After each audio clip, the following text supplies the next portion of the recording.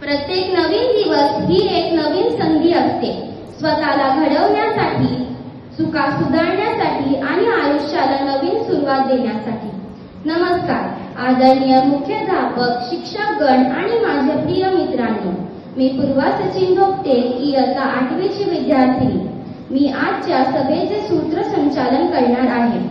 विचार करा, कारण विचार बदलतात आणि विचारांमुळेच आयुष्यही बदलतं. म्हणूनच चांगले विचार ऐकणं आणि आत्मसात करणं खूप महत्त्वाचे आहे. आता आपण पाहणार आहोत आजचा सुविचार.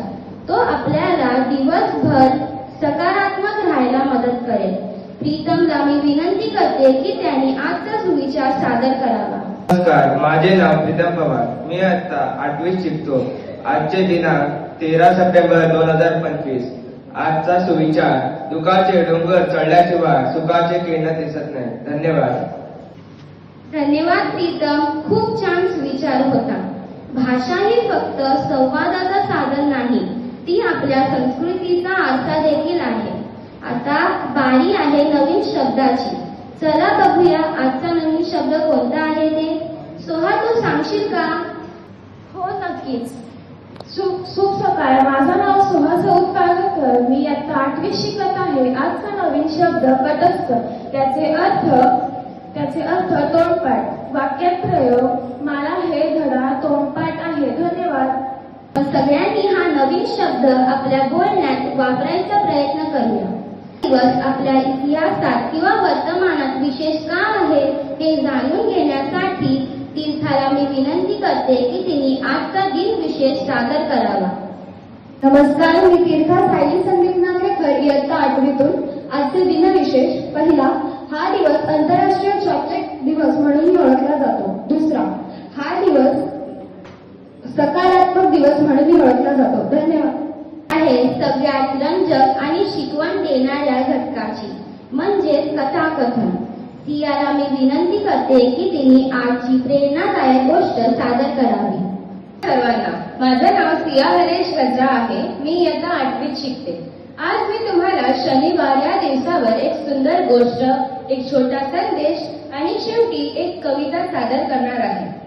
एकदा एका बागेत 2 झाडं होती, एक उंच आणि एक लहानचं. उंच झाड नेहमी म्हणायचा, मी खूप मोठा आहे, मला कोणीच मागे टाकू शकत नाही. पण लहान झाड रोज थोडं थोडं वाढत राहिलं.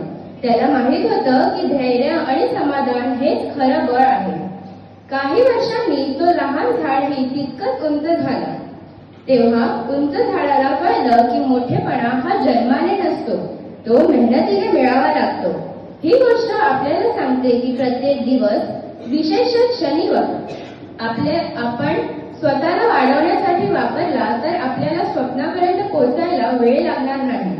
म्हणूनच मित्रांनो, शनिवार हा फक्त सुट्टीचा दिवस नाही, तो आहे स्वतःकडे बघण्याचा दिवस आणि स्वप्नाकडे पाऊल टाकण्याचा दिवस. जर आपण शनिवार योग्य वापरला तर संपूर्ण आठवडा उजळून जाईल. आता एक छोटी शनिवारची कविता. शनिवारी सकाळ उजाडे, किरणे हसती सोनेरी, नव्या वाटेवर चालूया, स्वप्नांची ठेवून कासरी.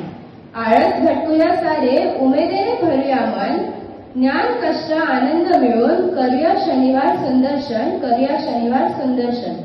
पुस्तक हातात घ्यावे, स्वप्न डोळ्यात उरावे, ज्ञानाच्या प्रकाशाने आयुष्य उजळावे. शनिवार हा दिवस खास शिकण्याचा आणि वाढवण्याचा, जीवनाला रंग देणारा, आनंदाने उजळवण्याचा. स्वप्नांना गाठण्याची सुरुवात आज. शनिवारी मिळो नवा अंदाज. धन्यवाद. खूपच सुंदर आणि शिकवण देणारी गोष्ट होती. शिक्षण केवळ ज्ञान नव्हे तर चांगला माणूस बनण्याची प्रक्रिया आहे.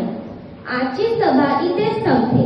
आपल्या सभेच्या सर्व सादरकर्त्यांचे आणि ऐकणाऱ्या सगळ्यांचे मनपूर्वक आभार. तुमचा दिवस आनंदाने आणि हास्याने भरलेला जावो अशी विनंती. धन्यवाद.